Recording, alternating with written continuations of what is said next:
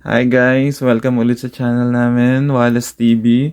So for today's video, we will show you how to screen record in MacBook Pro. This one. So let's go guys.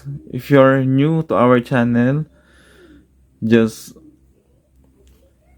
click subscribe, like, and share. So para kung may mga bagong video kami, so medyo updated tayo. So ayun guys. Ayun nga, for today's video, we will show you how to screen recording to MacBook Pro. So, let's go!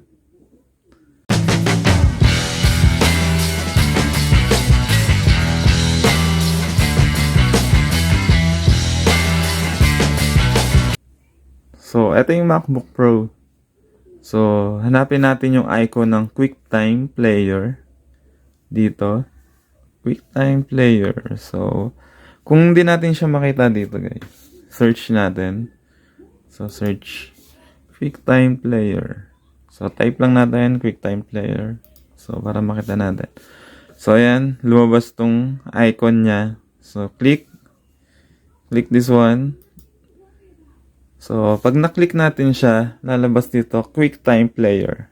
So, ayan. Makikita natin to guys dito. QuickTime Player. So, click File. Click New Screen Recording. So, ayan. So, ayan yung mga option niya. Ito, capture entire screen. So, capture selected window. Capture selected portion. So, record is entire screen. So, yung buo. Tapos, record selected portion. So, isa-isayin natin. Click natin to. So, ito yung mara-record niya. So, ito naman. Ba? Tapos, kapag ito yung pinilik mo, so, capture selected portion. So, may portion ka na, option ka na pwede mong, kung ano lang yung portion na i-record mo. So, ang gagawin natin is buong window. So, click natin siya. Hanggang doon. So, click option. So, dito, may option ka dito. Kung saan mo i-save yung, ayan, save to desktop, documents, mail, messages, yan. So, pili natin ang desktop. So, dun siya mo save. So, sa desktop. So, may option din dito na kung ilan seconds yung timer niya. 5 seconds, 10 seconds. So, ayan. May option dito sa microphone na while na nag-screen record ka, pwede kang mag-save kung ano yung sinasabi mo. So, ayan. MacBook Pro microphone. Ayan. Click mo lang. Tapos, ayan. Ayan na siya. Tapos, click na yung this one. Record. Okay? Click record. So, ayun guys, nire-record niya na kung ano yung ginagawa ng dito sa buong screen. So, kung kinilik niyo yan,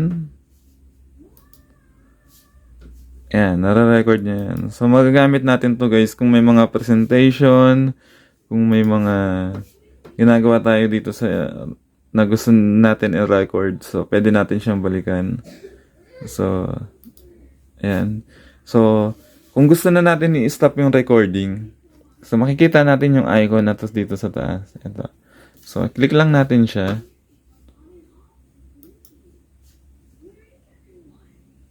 So, nag-stop na yung record niya. Ayan. So, tanggalin muna natin.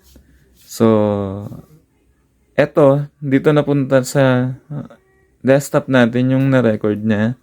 So, check natin kung na-record ba. Let's check.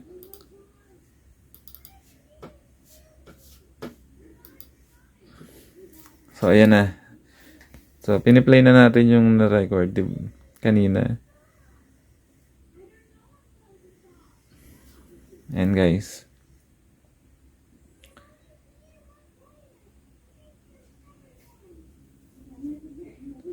Ayan. So, pwede na natin talagang ma-maximize kung ano talaga yung pwedeng ibigay sa atin ng MacBook Pro. So, medyo high-tech talaga. Pero, maganda naman talaga pag nagamit natin siya ng ayos. So, ganyan lang guys pag gamit ng screen recording niya. Sana nakatulong sa inyo. And sa mga susunod nyong project, sa mga susunod nyong activities na pwedeng gawin dito. So, thank you guys for watching.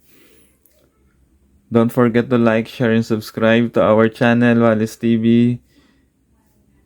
See you on our next video. Thank you.